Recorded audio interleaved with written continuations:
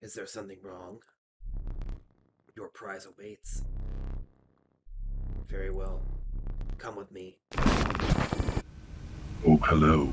Didn't see you there. You thought you were about to watch Inscription, did you?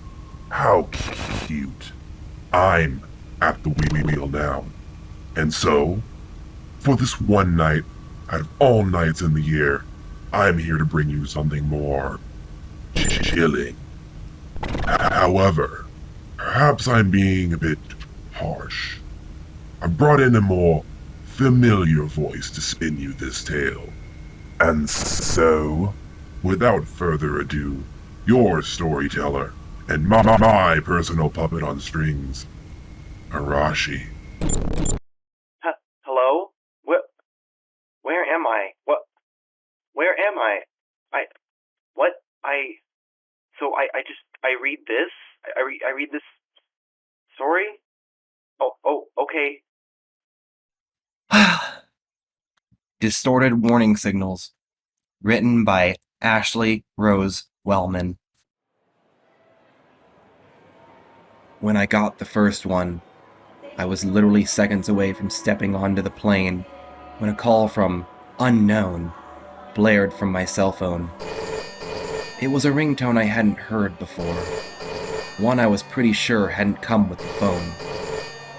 Normally, I wouldn't have stopped to answer it, but I was expecting a call about a job I had interviewed for the previous week. I took a deep breath in and accepted the call. Hello? Do not get on the plane. A woman's voice garbled and strange, as if her vocal cords had been shredded, and she was trying desperately to choke out speech. Despite the unnerving, fractured quality of her voice, her tone was insistent and eerily calm. Then the call ended. I froze. I had always had a slight phobia of air travel, and something about this call just... There's no way I was about to get on a 7-hour flight now. I turned around and headed towards the food court. I'd just get another flight later in the afternoon, I figured. I watched from the airport Starbucks 3 hours later as every TV in the terminal lit up with the crash footage of the plane I should have been on. No survivors. Not a single one. I tried to trace the call. So did the police. But there was nothing to trace. There was no evidence my phone had ever received a call around that time. They analyzed phone records, incoming and outgoing communication, my phone. Nothing. I wasn't making it up. I couldn't have been. That wasn't the only call. Throughout the years, they were few and far between, but always right. And I always listened. Do not go on that blind date tonight. 5 months later, my would-be date was convicted of killing 4 women, all with my hair color and build. Found them in a shallow grave about 250 feet from the diner he offered to take me to. Do not drive to the concert tonight. 18-wheeler lost control and plowed into a line of cars. Every driver crushed. Every driver killed. In the stretch of freeway I would have been driving down. No matter if I got a new phone, if I moved across the country, the calls would still come. I could almost feel the presence of whatever it was, whatever it is, watching over me.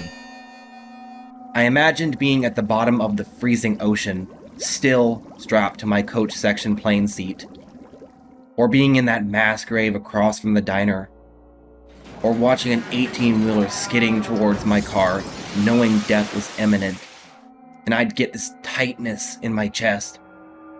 I'd think about how thin that line was, how close I'd gotten. If I hadn't had that job interview I was waiting to hear back from, I'd never have listened to that first call, and that would be it for me. It always felt like something was coming for me. But there was always this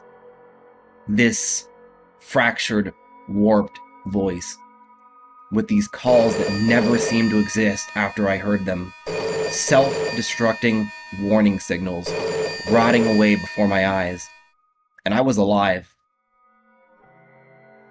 I had a bad feeling about this cruise. I had planned it as a girls' weekend out with some of my old friends from college, and was looking forward to a week in the tropics in the dead of winter. But part of me could almost sense that the call was coming. Maybe I'd watched Titanic one too many times, but there was this little nagging fear from the start. I hoped it would be fine, but I knew that if something was going to happen, I'd get the call. I'd know.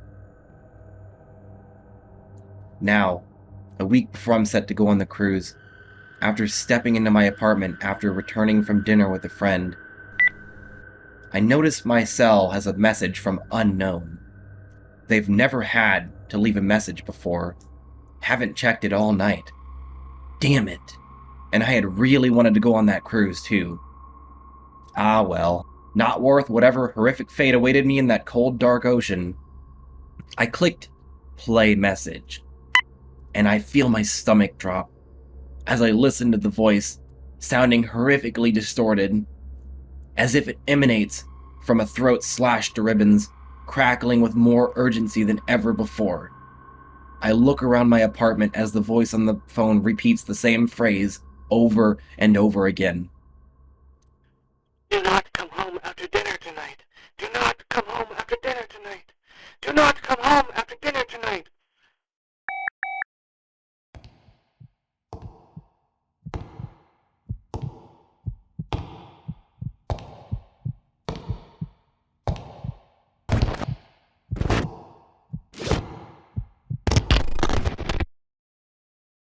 Ha ha ha